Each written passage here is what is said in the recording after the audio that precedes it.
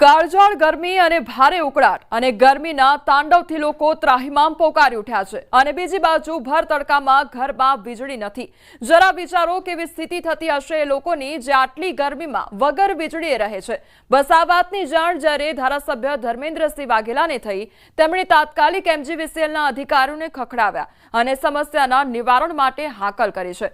ઉલ્લેખનીય છે કે ધારાસભ્ય ધર્મેન્દ્રસિંહ વાઘેલાએ લોક સમસ્યા નિવારણ મીટિંગનું આયોજન કર્યું હતું, જેમાં તેમણે લોકોની સમસ્યાઓ સાંભળી। 100 માંથી 80 ફરિયાદ એમજીવીસીએલ ખટંબા અને વાઘોડિયાની લગતી મળી આવી છે। વારંવાર વીજ પુરવઠો ખોરવાવો અને ખેતી વિષયક વીજ પુરવઠાના ધાંધિયા હોવાનું જાણવા મળ્યું છે।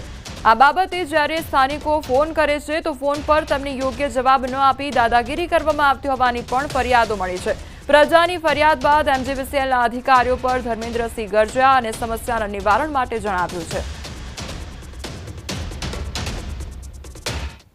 ઘણા બધા અરજદારોની મેઇન ફરિયાદ જીઈબીને લગતી હતી। 80% જેટલા લોકો જીઈબીના નાના મોટા પ્રશ્નો લઈને આજે આવ્યા હતા અને અમારા જીઈબીના અધિકારીઓ પણ અહીંયા હાજર રાખવામાં આવ્યા।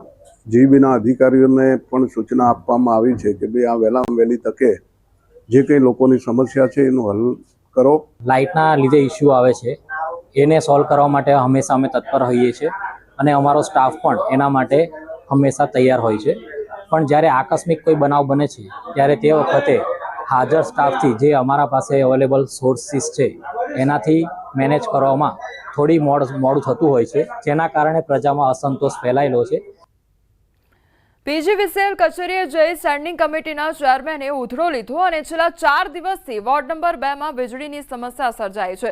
તો 4 દિવસથી લાઇટ મામલે પીજીવીસીએલની કચેરીમાં ફોન કર્યા છતાં કોઈ ફોન ઉપાડતા નથી। અંતે ભાજપ નેતા જયમીન ઠાકર ખુદ કચેરીએ જઈ હાજર થયા અને લોકોને ખખડાવ્યા હતા। તમામ અધિકારીઓને ઓફિસે બોલાવીને ખખડાવ્યા અને જો હવે વોર્ડ નંબર 2 માં લાઇટ જશે તો તેમના ઘરની લાઇટ કાપી નાખશે તેમ પણ કહેવામાં આવ્યું છે। ઓફિસે આવ્યો છું, standing committee chairman Jaymin Thakar બોલું સાહેબ, તમારે અહીં આવવું જ પડશે અત્યારે મારી પાસે, તમારે અહીં આવવું જ પડશે, બાકી હું જન આંદોલન કરી સાહેબ સમજી લેજો। 4 દિવસથી મારા વિસ્તારની અંદર લાઇટનો પ્રશ્ન હાલે છે, તમે લોકો જવાબદારીમાંથી છટકી નહીં શકો। તો હું અહીંયા બેઠો છું, હું ધરણા કરી જઈશ આપણે એટલે તમે સમજો ને, પ્રજાને શું કારણે હેરાન કરો છો? આપણે આજે સવારે કામ કરવાનું છે, આગે ના પાડો, આની સામે બોલો। ભૂલ સ્વીકારો છો રાઠોડજી તમે? આ કે ના પાડો, તમે હજી હમણાં બોલ્યા કે અમારી ભૂલ છે, ભૂલ સ્વીકારો છો તમે ભાઈ? તમારા ઘરના કનેક્શન કાપી નાખીશો હું? આ વાત હતી પણ ફોલ્ટ ના હિસાબે થાય છે। એટલે રાત્રે તમને ભૂખ લાગે તમે ખાડો ગોતવા જાવ છો બધા? આખા દિવસ દરમિયાન શું કરો તમે લોકો? બાપુજીની પેઢીએ તમે કર્મચારી છો ગુજરાત સરકારના, કાઢોમાં તમે કોર્પોરેટરની અમે વાત કરો છો, દાંત કાઢીને વાત ન કરતા મારી અમે। તમે સિરિયસ છો કે નહીં કોઈ પણ વિષયમાં? ગંભીર થાવ તમે, હસવાનું બંધ કરી દેજો તમે, હસતા નહીં હો મારી સામે। આ તમે આને મજાક સમજો છો? આ તો ભાઈ નહીં, તમે મજાક સમજો છો, ક્યારના હસો છો? તમારા કઈ ભત્રીજા ભાઈ કે મોટા ભાઈ નથી હો? છેલ્લા 4 દિવસથી વોર્ડ નંબર 2 ની અંદર લાઈટનો પ્રશ્ન ચાલે છે। મારા વોર્ડ નંબર 2 ની અંદર છેલ્લા 4 દિવસથી એરપોર્ટ વિસ્તારની અંદર રાત્રે 12 વાગ્યાથી સવારે 4 વાગ્યા સુધીમાં કન્ટિન્યુ લાઇટ જતી હતી। અમે ભારતીય જનતા પાર્ટીના ચૂંટાયેલા કોર્પોરેટર છીએ। અમને અમારી પાર્ટી દ્વારા હંમેશા કાયમ એક વાત અમને કહેવામાં આવતી હોય છે અને અમને એક સંસ્કાર પણ મળ્યા છે કે તમે ચૂંટાયેલા જનપ્રતિનિધિઓ ત્યારે ચૂંટાયેલા લોકોએ કરવાની કામગીરી શું, તો કે રાત્રે 2 વાગે જ્યારે પ્રજાનો ફોન આવે, પ્રજાને પડતી મુશ્કેલીઓમાં ભારતીય જનતા પાર્ટીના કોર્પોરેટરો અમારે હાજર રહેવાનું છે। મેં પીજીવીસીએલના એક્ઝિક્યુટિવ અધિકારી આખા રાજકોટના રાઠોડ સાહેબ પાસે મેં લેખિતમાં લીધું કે મને તમે લેખિતમાં આપો કે હવે હું લાઇટ નહીં જવા દઉં। આ ફીડરમાં સતત વીજ પ્રવાહ જળવાઈ રહે માટે તેમાં જરૂરી સમારકામ અમે તાત્કાલિક કરી દેશું અને હવે આ ફીડરમાં વીજ પ્રવાહમાં કોઈ વીજ વિક્ષેપ ન પડે એ માટે અમે અમારી તરફથી પૂરતા પ્રયાસો કરીશું।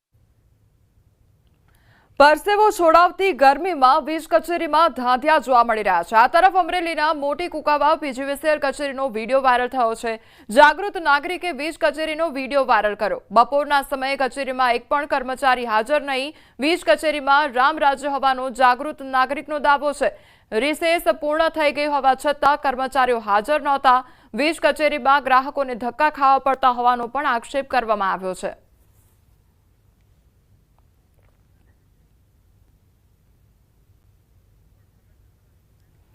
તો અમરેલીના જે વીજ કચેરીના દ્રશ્યો છે તે સામે આવ્યા છે અને તે અંગેનો વિડીયો પણ વાયરલ થયો છે કે રિસેસ પૂર્ણ થઈ તેમ છતાં પણ એક પણ કર્મચારી કચેરીમાં હાજર નહોતા.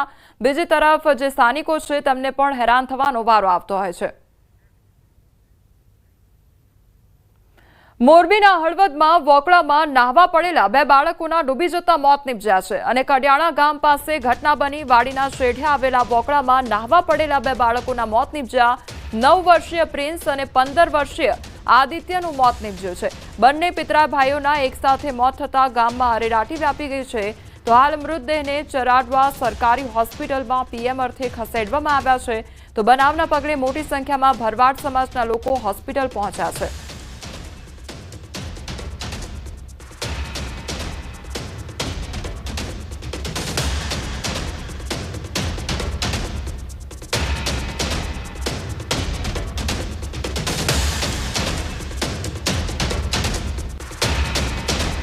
તો વોકળામાં 2 બાળકો નાહવા પડ્યા હતા અને તેમના મોત નીપજવાનો મામલો સામે આવ્યો છે. તો કડિયાણા ગામે આ ડૂબી જવાની ઘટના બની હતી.